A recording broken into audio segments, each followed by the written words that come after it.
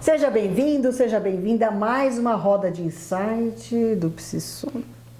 Gente, tem 3 canecas hoje aqui. 3 canecas! Estamos aqui uma honra. Diretamente com Ana Flora, nossa tia amor, pedagoga, está no ambiente escolar há mais de 20 anos, que tem muito a contribuir aqui com a gente, com o que nós estamos aqui debatendo, né, alguns vídeos sobre o TDAH e agora no ambiente escolar. Por quê? Por quê? Porque estamos com uma pedagoga de peso aqui. Porque vocês gostaram dessa? Na verdade, o TDAH, ele é um diagnóstico que está muito no discurso escolar. Temos também, né, Laura, a questão das crianças. E aonde estão as crianças na maioria do seu tempo? Na escola. Então, gente, o que Acho que também é importante, nós acabamos o último vídeo justamente com essa provocação, né, Lígia? Acho que a tia Amor tá aqui, é um privilégio para a gente poder justamente falar como é que é essa vivência de quem está lá na prática, Sim. lidando, né? Sim. É uma honra estar aqui com essas meninas e nesse canal tão bacana que se propõe a olhar para a questão da saúde pública, né? E tantas questões que a gente precisa cuidar.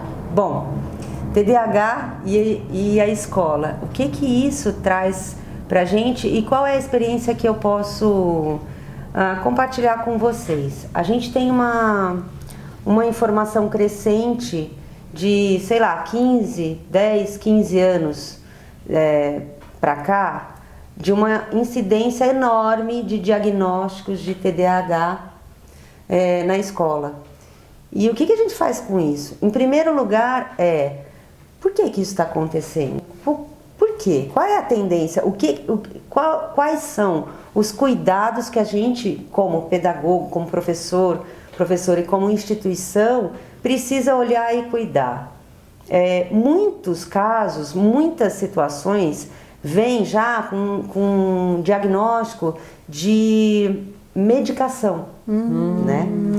E daí a gente, como professor, no dia a dia, na rotina, se pergunta, e aí particularmente, eu vou dizer a minha opinião pessoal, o tanto que eu conheço desse meu aluno que toma medicação, né? Quem é ele?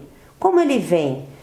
Será que eu conheço profundamente o que ele sabe, o que ele não sabe?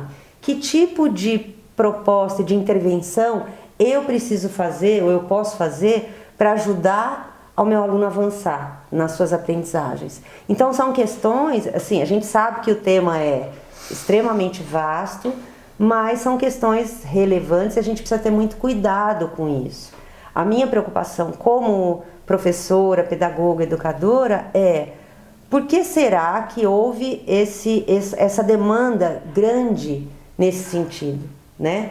Por que será que hoje em dia a gente ouve por qualquer situação, ele tem TDAH, ele tem déficit de atenção, ou ele tem o transtorno, né? É hiperativo. Ele é hiperativo ou hiperatividade e a desatenção, né? São os 2 grandes aspectos que a gente percebe na escola e o que isso vem pra gente. A sociedade traz isso pra gente. Como é que isso, deixa eu interromper um pouquinho, como é que isso chega na escola, esse diagnóstico?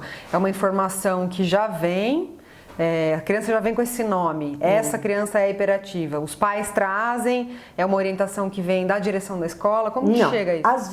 Às vezes, são situações em que a família chega e já traz isso pra gente, né, com um diagnóstico fechado. Obviamente a escola precisa de uma documentação oficial para que seja olhado para isso. Às vezes, em algumas situações, a família traz um diagnóstico fechado. Outras vezes, a família traz uma suposição, uma ideia, ou até, gente, infelizmente acontece, palpite de um ou de outro. Então, a família já chega com um preconceito. Com esse rótulo. Sim. Eu acho que esse detalhe é muito interessante, porque assim, a gente não está dizendo aqui que o TDAH não existe, né? O TDAH existe, mas estamos falando sobre um diagnóstico preciso de TDAH. Exato. E existe o que a Tia Amor traz para nós aqui, que esse diagnóstico ele é muito como que a gente pode falar? Ele não é tão consistente. Não sei se é consistente. Ou ele tá muito diluído ainda, então tudo é TDAH, né? Se é hiperativo, então assim, acho muito taxado, né? Calha alguma coisa que a gente vinha falando, né, Lígia, que o TDAH, a gente começou a falar aqui por causa que o TDAH tem os mesmos fenômenos que a privação de sono. Então, assim, uma criança que não está dormindo direito, ou que não dorme o dia, no dia seguinte já está apresentando um comportamento mais agressivo, é imediato o efeito da privação de sono, né? Imediato assim, Sim. uma questão de 3, 4 dias, já não está dormindo direito, já fica mais agressivo, já fica mais, não consegue fazer as coisas, não consegue se concentrar, então já vem a ideia de que, isso é TDAH, Exato, mais ou menos essa. E isso nos incomoda, existe um incômodo grande, porque, pera lá, vamos devagar com a dor, né? Porque eu tô entendendo bom senso. que, assim, isso também tem a ver com as metodologias de aprendizagem, por Exato, exemplo. exato. Então, assim, você vai aplicar metodologias de aprendizagem para diagnóstico de TDAH, por exemplo. Mas não vai funcionar se o diagnóstico ele não é feito com tanta precisão. Exato. Se eu tenho um aluno que, de fato, vem com esse olhar, olha, ele apresenta uma questão nesse sentido. Óbvio que a gente precisa olhar para esse aluno e oferecer propostas e intervenções cuidadas para essa situação. Mas o que às vezes a gente vê é uma simples agitação, vou colocar esse...